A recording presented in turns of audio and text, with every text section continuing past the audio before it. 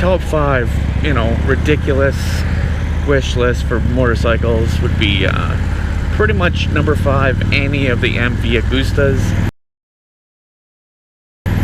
I'm mostly going on looks and ridiculousness.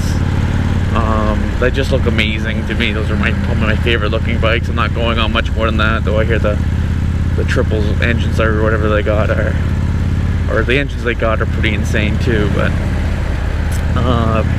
But it goes to the bottom of my list simply because of price. They're so ridiculously priced for what you get. I don't think I could. It just, you know, you're just buying it out of sheer having one, I guess.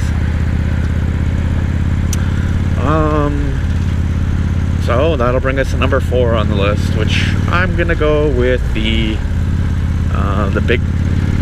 big boy Pangali, which is the Pangali R, or whatever they call it. You know, to me, you know, that just, I love those Ducatis. Like I said, number 1 on my reasonable list was the 889. So since we're going with unreasonable list, I'm gonna do the big boy Pangali. Mostly because I don't think I could ever handle that bike. And they are better bikes for the price, I think. Which comes to, well, number 3 on the list, which is going to be the same bike as my uncle's, the ZX 1400R. Spanks the shit out of the Hayabusas, which was always the big bike kids wanted when I was a kid. And you're in the wrong fucking lane, dipshit. It basically is just an amazing bike. I think it's one of the best you can buy, and for the price it's pretty good too. I mean, I think the Pangali and some of the ones I listed below are more expensive than it, and they don't have quite the same performance. A bit more useful too, since, you know, it's more of a touring, or has a touring ability to it. So stuff like that is good.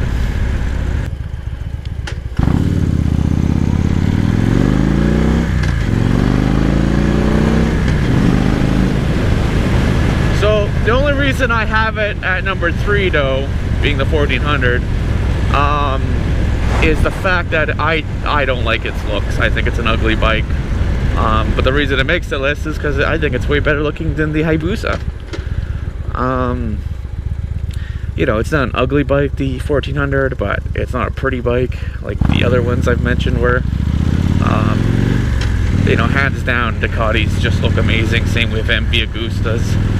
But that's the only reason they really make the list, because the performance is better on all these other bikes that I'm listing off. So the next one on my list is going to be the I think we're on number 2, yeah. So number 2 on my list, after, you know, we've just done 3. So number 2 on my list is going to be the Yamaha R1, the brand new one. Probably, you know, if I could get an M, sure, why not? But you know, any of the new R1s coming out, even this R1S, they're kind of a tuned down version.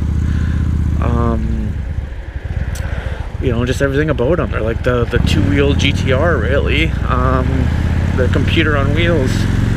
So, you know, it almost makes the reasonable list, because I could probably get on one and just dial it in for the way I like it and be able to control it. So, you know, also I think it's probably one of the prettiest bikes to come out with a new design. I never liked the old ones.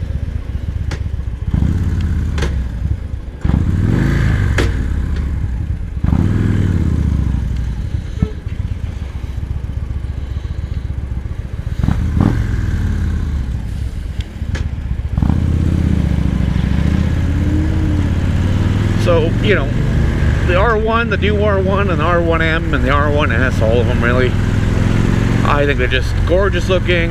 Their performance is outstanding. Their fairly priced well, depending on which models. I mean, I think the M's probably way out of my league for money, but you can still get a good chunk of that performance out of the regular R1 for way cheaper. So, you know, it's got all the things you want. My only issue with it is that from some of the demos from online, I think Chase on Two Wheels does one. It's not the best sounding bike in the world. Same with a lot of other magazine ones. It doesn't sound very good. And sound is kind of it's a big deal, especially with the combustion engine ones, right? So, you know, it's all part of the experience, at least for me anyways.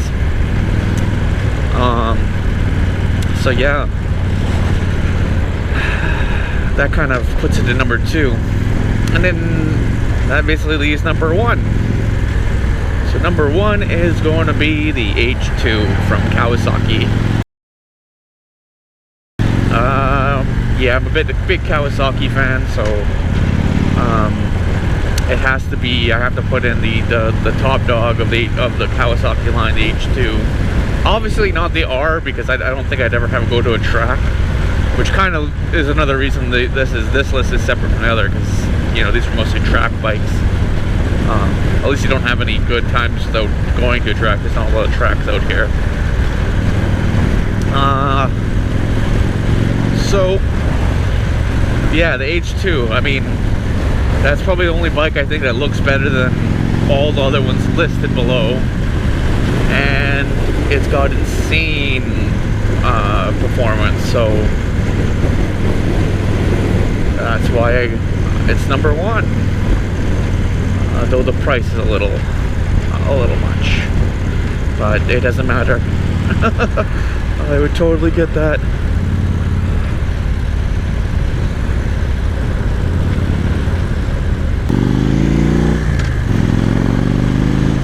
Well, that's my top 5 list of ridiculous sports bikes that I probably have no good reason to be on.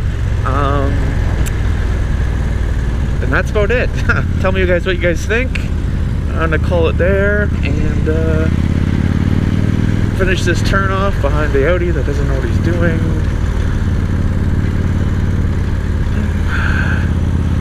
And he's way on the outside. Holy crap.